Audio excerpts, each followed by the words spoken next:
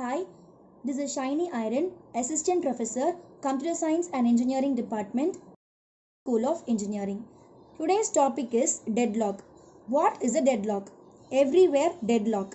Deadlock is an unwanted situation in which two or more transactions are waiting indefinitely for one another to give up blocks. Let us see with an example. This is a real life example, a classic traffic system.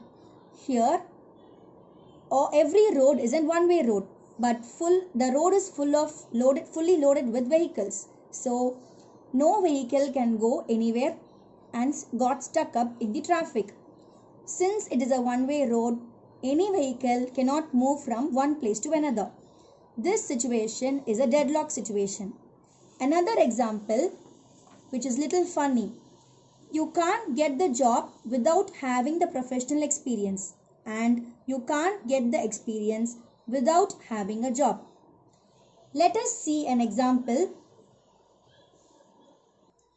Suppose transaction T1 holds a lock on some rows in students table and needs to update some rows in the grades table. Simultaneously, transaction T2 holds locks on those very rows which T1 needs to update in the grades table but needs to update the rows in the student table held by transaction T1. Now the main problem arises. Transaction T1 will wait for transaction T2 to give up the lock.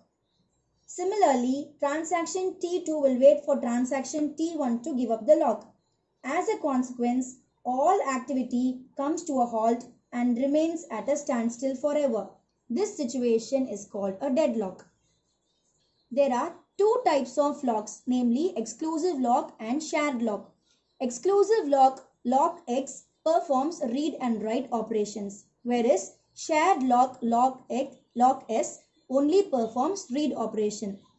Consider this example. Here you have transaction T1 and transaction T2. Lock X, transaction T1 performs exclusive lock on data item X. So it performs read operation and write operation. Similarly, transaction T2 performs exclusive lock on data item Y. It performs read operation as well as write operation on the data item. Now, if transaction T1 wants to perform an exclusive lock on the data item Y, it cannot perform because transaction T2 is already on a lock. Similarly, transaction T2, if it wants to perform data item on X, then what happens? Already there is a lock on transaction T1 for the data item X. So transaction T2, always you have to wait for the lock for Y, as well as T1 have to wait for the release of lock on X. So this situation is called deadlock.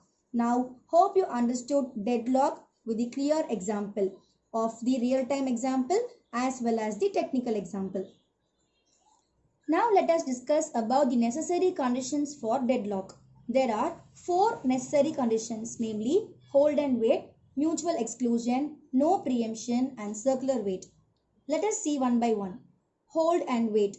The hold and wait condition states that the process is holding on to a resources that may or may not be required by other processes. For example, here A is held by process P2. P2 is requested by B, but B is held by P1 and P1 is requested to A. So this situation is called hold and wait. Next is mutual exclusion. What is mutual exclusion? Simultaneously accessing a shared resource is known as mutual exclusion. Let us see with an example. Here you have P1. Consider P1 as a process. You can also take as a transaction. Anything you can take. So now I have taken here as a process. P1 is requesting for a resource R2.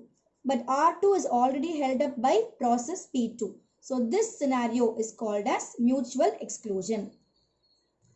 Next is non-preemption. Before going to non-preemption, you must know what is preemption.